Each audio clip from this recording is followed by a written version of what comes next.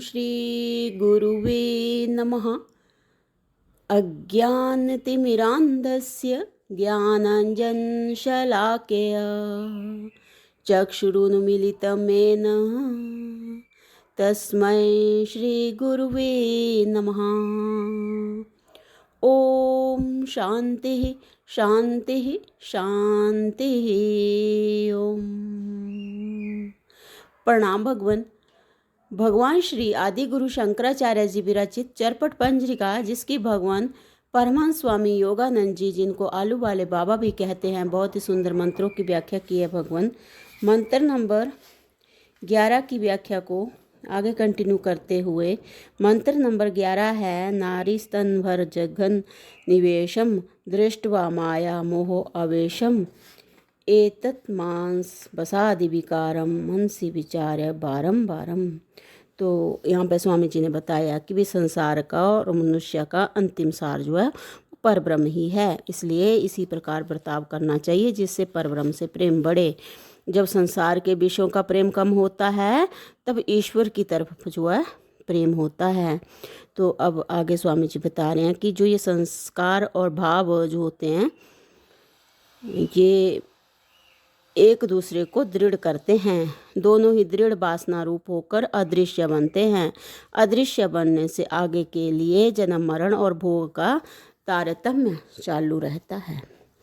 इसलिए दर्शन द्वारा विषयासक्ति को हटाना चाहिए। ऊपर के पद्य में सब विषयों में दोष दृष्टि करके उनके हटाने को कहा है, ऐसा समझना चाहिए। जब विषयों की आसक्ति छूटती है और विषयों में मिथ्यात्व दृढ़ होता है तब अंतःकरण उनसे नहीं खींचता और सद्विचार में प्रवृत्त होता है। जिसे सच्चा मान रखा है वह झूठा है और जिसे सुख रूप मान रखा है वह दुख रूप है। शरीर के सब अवयव दुर्गंधित युक्त हैं। सब विषय जहाँ के तहाँ रह जाते हैं। मरण के समय कुछ काम नहीं आते किंतु विशेष दुख ही देते हैं। ईश्वर भजन आदि सत्कर्म ही काम आते हैं। जगत का उत्पत्ति स्थान स्त्री है। जगत का उत्पत्ति स्थान स्त्री है। स्त्री ही जगत रूप है, ऐसा कहा जाए तो भी ठीक ही है। इसलिए वर्णाश्रम आदि धर्मों के अनुसार कायिक वाचिक और मानसिक स्त्री का भाव का त्याग ही कल्याण के मार्ग में ले जाने का मुख्य साधन है।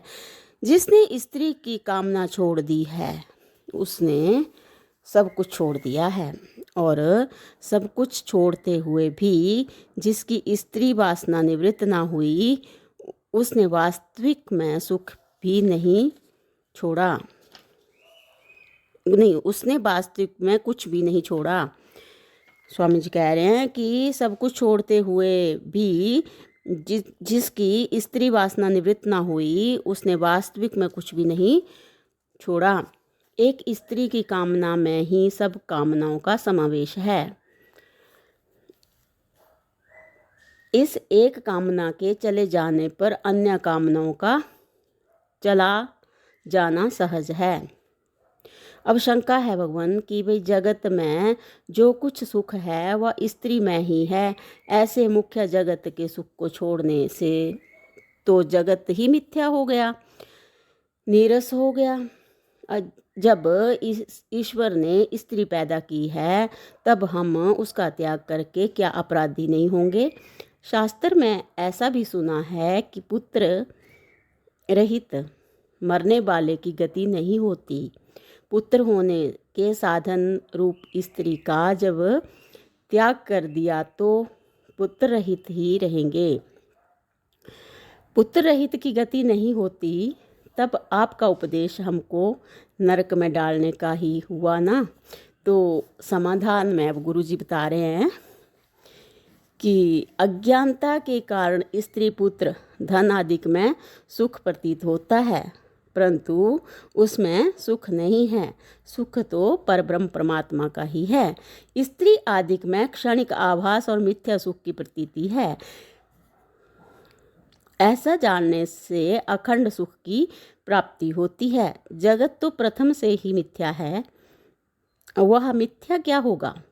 पहले से ही मिथ्या है, स्वामी जी बता रहे हैं। तो वो मिथ्या क्या होगा? तुझे जगत मिथ्या नहीं दिखता। जगत को मिथ्या दिखलाने के लिए ही हमारा कथन है। यदि तू पूछे कि परब्रह्म का अखंड सुख कैसा है, तो उसे जानने के लिए तुझे सत्य शास्त्र के मार्ग में चलना चाहिए। ऐसा करने से ही तुझे परब्रह्म के स्वरूप का अनुभव होगा। ईश्वर ने केवल स्त्री को ही नहीं पैदा किया है। जब सब ईश्वर ने ही पैदा किया है, तो कुछ तुझे छोड़ना ही ना चाहिए। स्वामी जी यहाँ पे बता रहे हैं कि ईश्वर ने केवल स्त्री को ही नहीं पैदा किया है। जब सब ईश्वर ने ही पैदा किया है, तो कुछ तुझे छोड़ना ही ना चाहिए। फिर तू मलमूत्र आदि बहुत सी वस्तुओं का क्यों त्याग करता है? त्याग के रहस्य को समझना चाहिए। वास्तविक त्याग आंतर से होता है। आंतरिक त्याग वर्णाश्रम धर्म से विरोध वाला नहीं है। आसक्ति के भाव रहित सामान्य कर्तव्य रूप कोई भी क्रिया दोष रूप नहीं है। जो कर्म में ही आसक्त है, ऐसे मनुष्य के लिए ही पुत्र रहित की गति नहीं होती। जो कर्म में ही आसक्त है, ऐसे मनुष्य के लिए ही पुत्र रहित को गति नहीं होती, ऐसा कथन है।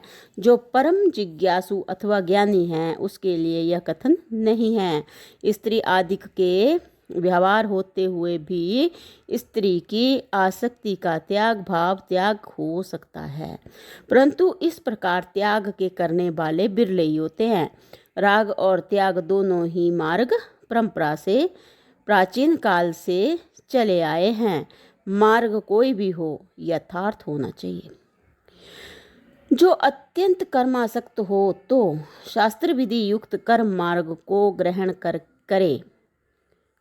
जो अत्यंत कर्मासक्त हो तो शास्त्र विधि युक्त कर्म मार्ग को ग्रहण करे। शास्त्र का कथन यह नहीं है कि पुत्र ही पिता को स्वर्ग भेज देगा। यदि ऐसा हो तो जब एक पुत्र पैदा करने से स्वर्ग की प्राप्ति होती है, तो जो ये सूअर की जो वो होती है पत्नी, और कुतिया तो कितने ही पुत्र उत्पन्न करती है, उसको भी स्वर्ग की प्राप्ति हो जाएगी। विशेष करके यह उपदेश मुमुक्षुओं के निमित्त है, चाहे वे किसी आश्रम वाले हों, स्त्री के मोह में फंसे हुए ऋषि मुनि, देव दानव आदि का हाल इतिहासों में सुना है कि वे स्त्री के मोह के फंसने से भ्रष्ट हुए।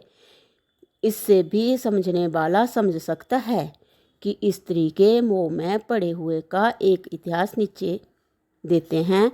तो अब भगवान यहाँ पे स्वामी जी दृष्टांत देंगे कि ईडर की गद्दी का मालिक सामलिया सोड एक भील था।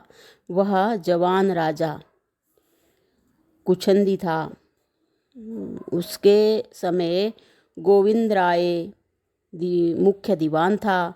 जब दीवान अब वृद्ध हो गया था, सामलिया के पिता के समय से ही वह कारभारी था दीवान। गोविंद राय काबिल, मुसद्दी, कसौटी पर चढ़ा हुआ राज दरबारी था। सामलिया सोड को राज्य की व्यवस्था, राजनीति आदि सिखलाने का प्रयत्न किया गया, परंतु वह उन्मत्त, व्यसनी और कुछंदी होने से कुछ ना सीखा।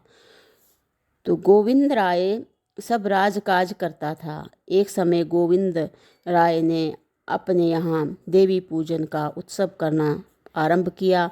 मंडप पूर्ण रीति से सजाया गया था और सब वर्ण के उच्च श्रेणी के मनुष्यों का निमंत्रण किया गया था।